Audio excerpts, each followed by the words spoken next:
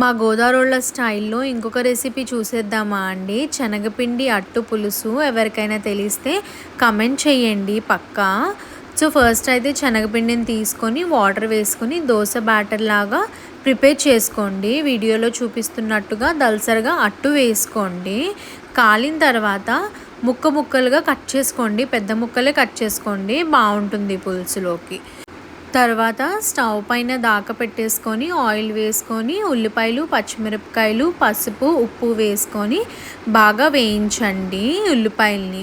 So టొమాటోలు వేసుకొని బాగా 5 మినిట్స్ మగ్గనివ్వండి. తర్వాత కారం వేసుకొని వాటర్ వేసేసి 5 మినిట్స్ మరగనివ్వండి. వాటర్ని మూత పెట్టేసేయండి. సో తర్వాత చింతపండు చాలా కొంచెమే వేసుకోండి, అప్పుడే బాగుంటుంది. ఎక్కువగా ఉండకూడదండి పులుపు.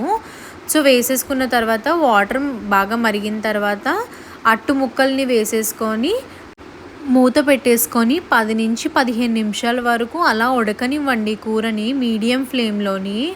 సో అయిపోయిన తర్వాత ముద్దకి ఆ అట్టు ముక్క పెట్టుకొని తింటే చాలా అంటే చాలా టేస్టీగా ఉంటుందండి. డెఫినెట్గా ట్రై చేయండి. Thank you.